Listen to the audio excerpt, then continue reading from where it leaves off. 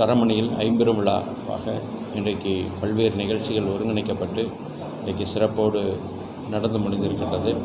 செந்தமிழ் சொற்பொருட்பியல் அகரமுதலை திட்ட இயக்கத்தின் சார்பில் தேவநாய பாவனர் விருது, வீரமாமுனிவர் விருது, நற்றமிழர் பாவலர் விருது, தூய தமிழ் பற்றாளர்கள் விருது என ஏறத்தாழ சுமார் 25 விருதுகள் வழங்கப்பட்டிருக்கின்றது. இன்றைக்கு முத்தமிழறிஞர் ஐயா கலைஞர் அவர்கள் தன்னுடைய உயிருக்கு நிகராக மதித்தது தமிழ்.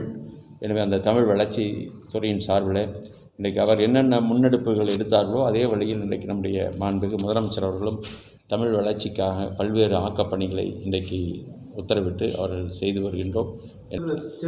பெயர் படைகள் வணிக நிறுவனங்கள் கூட பெயர் படைகள்லாம் தூய தமிழில் தான் மாற்றணும்னு சொல்லி ஏற்கனவே உத்தரவு இருக்குது. ஆனால் இன்னும் அந்த நடைமுறைப்படுத்தப்படலை. இது தமிழ் வளர்ச்சித்துறை சார்பாக இது அடுத்த முனைப்பு என்ன பண்ண போறீங்க? அது அபராதங்கள் ஏதாவது விதிக்கப்படுமா, இல்லை கடுமையான நடவடிக்கை ஏதாவது இருக்கப்படுமா? ஏற்கனவே தலைமைச் செயலகத்தில் ஒரு 2-3 முறை நாங்கள் தமிழ் வளர்ச்சித்துறையும் அதை நடைமுறைப்படுத்தப்படுகிறதா என்பதை கண்காணிக்கின்ற வகையில் அந்த பணியில் ஈடுபடக்கூடிய தொழிலாளர் துறையும் இணைந்து அந்த துறையினுடைய அமைச்சரும் நாங்கள் எல்லாம் உயர் அதிகாரிகளும் கலந்து பேசியிருக்கின்றோம். அதற்கு பிறகு வணிகர்களையும் அழைத்து பேசியிருக்கிறோம்.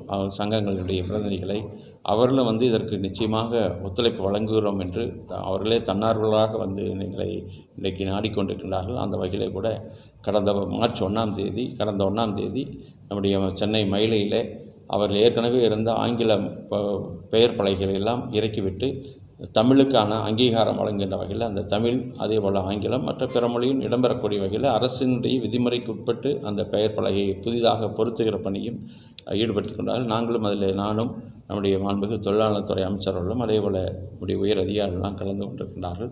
எனவே தொடர்ந்து இந்த ஏப்ரல் மாதம் வரை அதற்கான கால அவகாசம் வழங்கப்பட்டிருக்கிறது. புதிதாக போர்டுகளை எல்லாம் மாற்றி அமைக்க வேண்டும். ஏற்கனவே அரசு அறிவித்துள்ள விதியின் பிரகாரம் அதேபோல் மே 1ஆம் தேதியிலிருந்து இது அங்கே ஏற்கனவே இருக்கக்கூடிய அரசு அறிவித்திருக்கக்கூடிய அந்த விதிமுறையின்படி அவர்கள் அங்கே அதற்கான சூழ்நிலையை உருவாக்குவதற்கு தமிழ் வளர்ச்சித்துறையும் தொழிலாளர் துறையும் இணைந்து பணியாற்றும். நிச்சயமாக அது நல்ல சூழ்நிலை அமையும் என்று கருதுகிறேன்.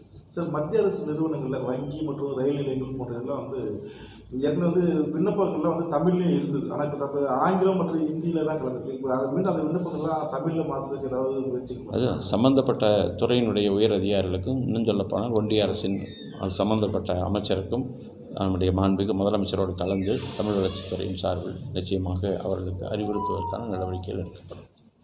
சோசியல் ட்ரெண்ட் பாருங்கள், என்ஜாய் பண்ணுங்கள், லைக் பண்ணுங்கள், கமெண்ட் பண்ணுங்கள், ஷேர் பண்ணுங்கள். தேங்க்யூ.